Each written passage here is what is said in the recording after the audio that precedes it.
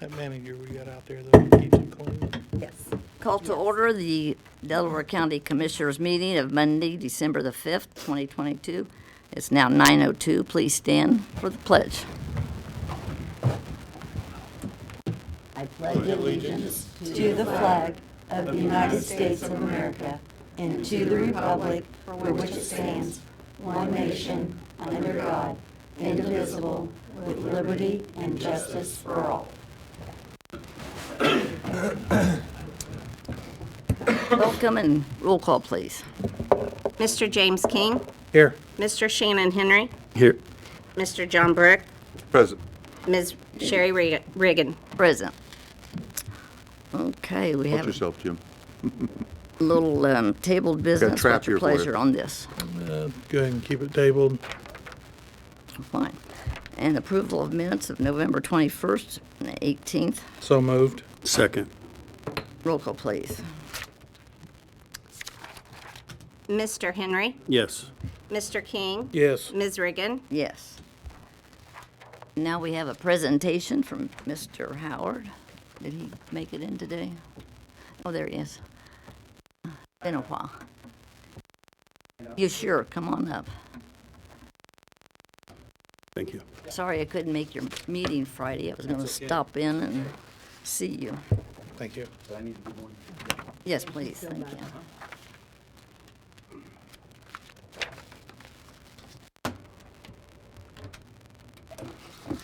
Good morning. I'm Nate Howard from the Muncie Land Bank. I just wanted to come in and offer a quick update on where we are with the 7 properties that were awarded to us in the summer. You can see the handout there kind of shows the timeline and the things that we have done since we acquired the deeds on August 22nd. One of the first things that we've done is started quiet title action on all those properties. Just for kind of due diligence as a land bank, we feel that's necessary so that whenever we turn over a property, that we know it's 100% free and clear. So that slows down everything a little bit. That takes about 4 months. But so we've gone through. We started quiet title action. We've boarded up all 7 of those properties. We've been mowing, doing some additional kind of cleanup. Done what we call level 1 inspections, which is kind of a general assessment to really deem whether it's salvageable or not. And also an actual inspection, a code inspection, so that we know when we get to the time of transferring the property, we can hold whoever we're going to pass it off to accountable at a minimum to get the house up to inspection. We've done a cleanup on the inside of the property on a couple of them. That's getting out all the trash, all the stuff that was left over.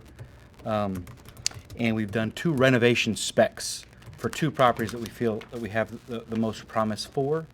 And so quiet title action was begun at the beginning of September, waiting for that to be communicated to me that it's through, and so we can then make a number of these public. And then you can see on the back is what's coming. We have a couple. We've actually probably had 30, 40 people call in on these properties, but I have to keep telling them that we have to get all our ducks in a row, and then we will be making them public, and I'll be getting back with everybody. But just want to let you know that we've been working on things, learning through this process. It does take time. It takes a little bit of money. Hopefully, when I come back in the spring, I can start to say we've done this. Specifically, we've done this, this, this, and this. But I just want to let you all know that we're working on it. This has been kind of like me going back to school and learning how this all works. If you have any questions or comments. I appreciate you coming in and give us an update of Yeah. where you're at with all the properties. Absolutely, thank you. Yep. Yeah. Okay. Yeah. How many properties are you up to now? We are holding currently 27. We have acquired 71 over the course of our history, and we've 44 back into the community in different ways. And I Yeah. bet the neighbors are really glad to see you coming. Yeah, we get a lot of positive feedback. They like when we come out and board them up and we put a sign in it and mow it. They appreciate that. Yeah. Yeah. Well, thank you very much. Thank you. Yep, Okay. Thank you. Thank you all. I'll be back in the spring. Thank you. Thank you. Okay, agreements. Is Jim here? Yes, yeah. Speak louder. Jim Fluke. Yes, I presented to the on commissioners 7. today the agreement extending the contract with the county for their IT services for 3 more years. It's the amendment's similar to the one that was signed 2 years ago. You've been very busy, haven't you? Just, Yeah, I not just understand me, our media all room's my gonna people, be- yes. Our media room's going to be installed pretty soon, and appreciate all your work, Jim. What's the pleasure of the, John, you've reviewed the agreement? I have. I'll make a motion, we approve the agreement. Second. roll call, please. Mr. King, Yes. Mr. Henry, Yes. Ms. Riggin, Yes, Thank you very much. Thank you, Jim. thanks so much. Okay, the interlocal agreement between Delaware County and the City of Muncie on the 911. This is an agreement that has been provided to the city. It's been negotiated with on the 911 board. There are a couple different revisions to it, but this was the revision that has made it through all the negotiations. I think it's on the agenda for the city council for this evening. It's a 5-year deal, and it continues the operation of the current 911 center. Thank you.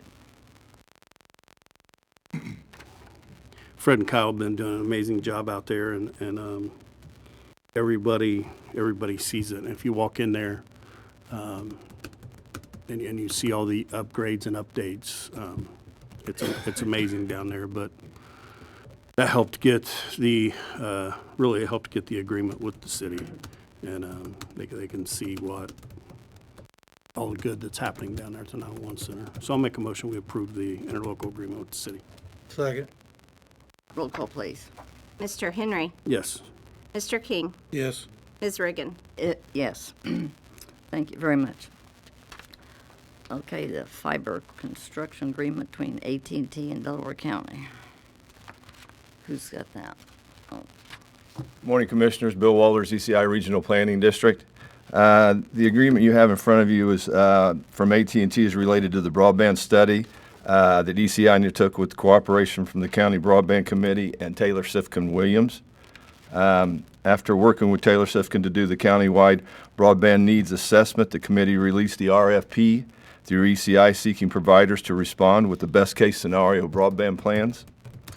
Three providers responded: Comcast, AT&T, and Charter Communications.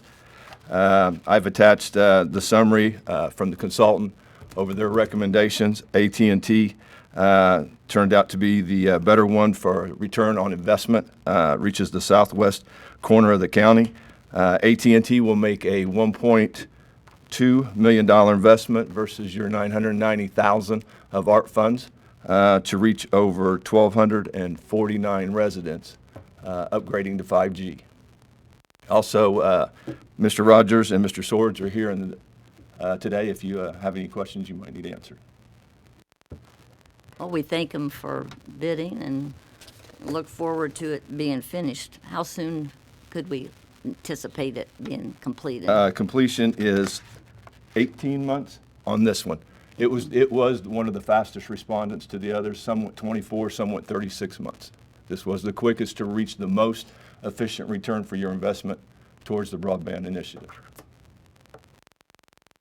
Thanks for your hard work, Bill, on this also, and Brad. I reviewed the agreement. I helped negotiate and write it, so I make a motion, we approve the agreement with AT&T. Second. Roll call, please. Mr. King, Yes. Mr. Henry, Yes. Ms. Riggin. Yes. Thank you. Thank you very much. Okay, now Ms. Moyers with NDOT has some good news for us. Good morning, Commissioners. This agreement is necessary to receive 80% reimbursement towards preliminary engineering services for, there's two on here, I don't know if you want to approve both at the same time or not. But one is for Bridge 51 and the other is for Bridge 30. And where are they located at? 51 is located on McGalliard or County Road 200 North, just west of I-69. Bridge 30 is Eaton-Albany Pike, east of the town of Eaton, over Reeves Ditch. And both bridges are like 29 or 26 before they Right, even start. 27 until 27. the federal funds will be available for construction. We're getting a good start. Yes, they're both rehabs. I make a motion we approve both agreements. Second. Roll call, please. Mr. Henry. Yes. Mr. King. Yes. Ms. Riggin. Yes. Thanks. Ms. Moyer, we appreciate all your work on that. Thank you. Now you have a agreement for the Tyran. Yes, this is our general services agreement with Triad Associates. This is just to renew it for another 2 years. Each year, they cannot exceed 15,000 unless we approve it, but it's on-call services. Okay. I make a motion we approve the agreement. Second. Roll call, please. Mr. King. Yes. Mr. Henry. Yes. Ms. Riggin. Yes. Thank you. Then we have an agreement with Mr. Brook. Yes, this is my annual contract for the commissioners. I appreciate the opportunity to continue working with all of you in my role as a county attorney. What else would you do with your time? That's true. I make a motion we approve the agreement for the county attorney. Second. Roll call, please. Mr. King. Yes. Mr. Henry. Yes. Ms. Riggin. Yes. Thank you very much. Okay. Any elected officials or department heads like to speak on their behalf? I would like to bring up that the Extension Office, they're now having the 4-H sign-up. So if you have any family members, young children that have never been in 4-H, they even have some smaller ages attending now. And I think it goes until mid-January. But 4-H is so important around here, and we have a extension office that just does a super job with the 4-H program. So keep that on your radar if you know anyone.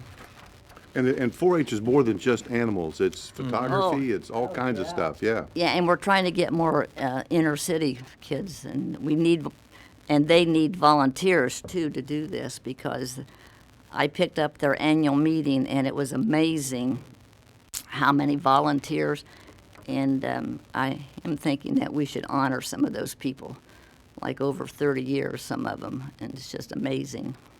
So. When my daughter took 4-H, she did gift wrapping, and so I would pay her to wrap my Christmas presents for me. A lot better than Dad doing it, that's for sure. Okay. And then payments of claims then, $1,125,703. And the payment of the ARP claims, $1,916.68. Motion to approve. Motion to approve. Second. Roll call, please. Mr. Henry. Yes. Mr. King. Yes. Ms. Riggin. Yes. Thank you very much. Now it comes the time for the public or anyone that would like to have 3 minutes to speak.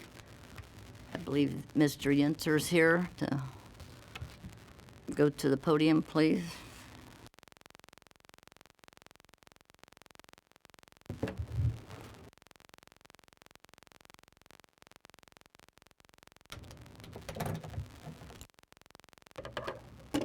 Rick Yenser of Muncie, former newsman and author. I came here today to inform the government about an informational protest, but first I want a little bit of information from the government. I didn't hear how much you're paying your attorney or how much the 911 agreement is. Now, I remember the old agreement was nearly $1 million to taxpayers and customers. But I think you need to be a little bit more open about how much you spend money, how much you're raising taxes, and what you're doing with our money. the informational gathering this morning, you can go out to McGalliard Road, and this affects government too. Some of my friends with Bricklayers 4 are upset that these out-of-town contractors are coming in, hiring whoever they want, paying them whatever they want, which is usually low and almost no benefits, and building out this community. I see a trend with business and government not to use union labor. And some of you know that have carried the pail, that have done the work, that know that union labor has built this country over the last half century. And I hope the government will realize here in the new year, with all the money, all the stimmy money that's been put into infrastructure, utilities, and that was a good move to bring more broadband to this community, that we need to spend more money to employ these apprentices, union labor, and make sure that this country still stands on the union label. Thank you. You're welcome. Okay. I believe that's all we have. Make a Public. motion to recess. Second. Roll call, please. Mr. King, Yes. Mr. Henry, Yes. Ms. Riggin. Yes. Safe travels.